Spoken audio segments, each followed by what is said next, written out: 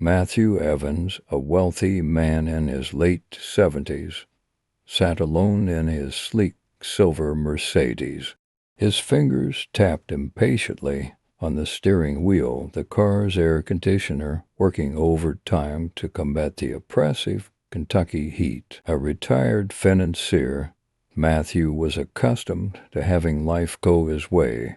But that day he found himself stranded on a remote road, his luxury car crippled by a flat tire. Repeated attempts to call for roadside assistance had failed, leaving him frustrated and resigned to waiting. Just as his patience wore thin, he noticed a figure approaching, a boy no older than 14, dressed in a worn t-shirt and scuffed sneakers. The boy's determined stride and calm demeanor caught Matthew's attention. "Got a flat tire, sir?" the boy asked with a steady voice. Relieved yet slightly wary, Matthew explained his predicament. The boy smiled lightly, nodding toward the car. "I can fix that. My grandpa taught me last summer." Matthew watched in silence, struck by the boy's assured movements. He offered payment when the task was done, but the boy politely declined, saying, "I'm just glad to help." The interaction stayed with Matthew, tugging at something deep inside. That evening, as he sat alone in his opulent home, surrounded by luxury, but devoid of warmth, he couldn't stop thinking about the boy. Determined to learn more about the boy, Matthew returned to the road the next day. His search eventually led him to a small, modest home in a quiet town. There he met the boy's mother, who welcomed him warmly.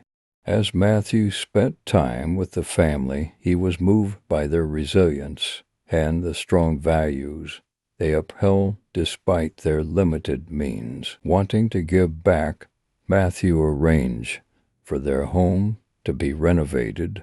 Over the following weeks, he worked closely with contractors to transform the house, ensuring it became a safe and comfortable haven for the family. The boy Elijah watched the process with fascination, his curiosity about construction sparking a new passion. For Matthew, the experience was transformative. He found joy not in wealth or status, but in giving back and forming genuine connections. As the project concluded, Matthew realized he had gained far more than he had given. Elijah's determination to help others and his family's warmth had reignited something. Matthew had lost purpose and a sense of belonging. Their story became a testament to the power of kindness, showing that life's greatest riches are found not in what we acquire, but in what we give. Matthew drove home that evening, a sense of peace washing over him. For the first time in years, he felt truly alive. Elijah, inspired by Matthew's kindness, vowed to one day pay it forward, continuing the cycle of compassion and generosity.